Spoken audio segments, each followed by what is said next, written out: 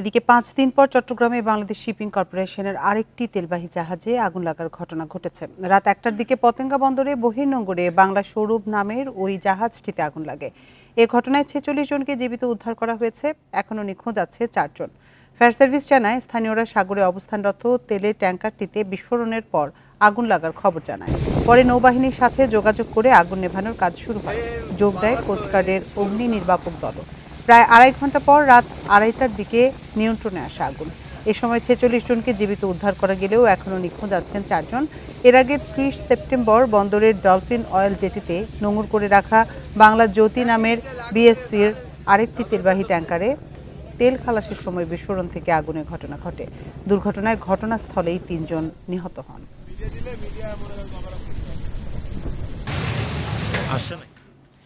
এ বিষয়ে আরো জানাতে চট্টগ্রাম থেকে আমাদের সাথে যোগ দিচ্ছেন সহকর্মী আব্দুল্লাহ রাকিব। রাকিব, এই আগুনের ঘটনায় কি ধরনের ক্ষয়ক্ষতি হয়েছে আর নিখোঁজদের উদ্ধারে কি ধরনের তৎপরতা চলছে সেখানে? যে আমরা রাত 1টায় যে আগুন লাগার খবরটি আমরা পাই সেটি 2:35 আসলে বাংলাদেশ নৌবাহিনী এবং কোস্টগার্ড, বাংলাদেশ নৌবাহিনীর 3টি জাহাজ এবং কোস্টগার্ডের একটি জাহাজ, এছাড়া বন্দরের উদ্ধারকারী জাহাজগুলো গিয়ে তাদের সেই উদ্ধার তৎপরতা যোগ দেয় এবং পরবর্তীতে আগুন নিয়ন্ত্রণে আসে। এখন পর্যন্ত আমাদের কাছে সর্বশেষ যে তথ্যটি নৌবাহিনীর মারফতে জানানো হয়েছে সেটি এখন পর্যন্ত প্রায় 48 জন এই জাহাজে ছিলেন ক্রু হিসাবে।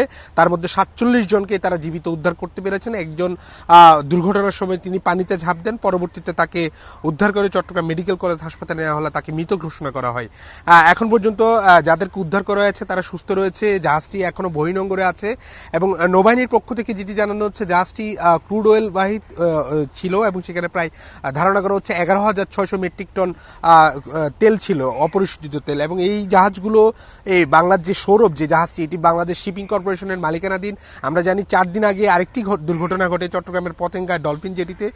সেখানে বিস্ফোরণে এই 3 জন ক্রু মারা যায় এবং পরবর্তীতে সে তদন্ত কমিটির উঠে আসে যে বিস্ফোরণের কারণে সেটি দুর্ঘটনাটি হয়। ঠিক 4 দিন পরে একই ঘটনার পুনরাবৃত্তি ঘটে।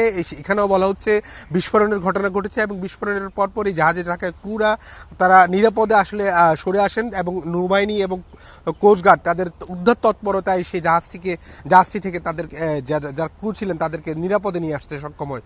যদিও একজন মারা গিয়েছেন, তিনি আসলে পানিতে ঝাঁপ দেওয়ার কারণে তার মৃত্যু হয়েছে বলে প্রাথমিকভাবে জানা গিয়েছে। জাহাজটি এখনো চট্টগ্রাম বন্দরের বহির্নোঙর চার্লি 1-এ রয়েছে এবং যেহেতু সমুদ্র উত্তাল রয়েছে সেহেতু আমরা আসলে যাওয়ার চেষ্টা করেছি। নৌবাহিনীর পক্ষ থেকে আমাদেরকে নিয়ে যাওয়ার চেষ্টা করা হচ্ছে।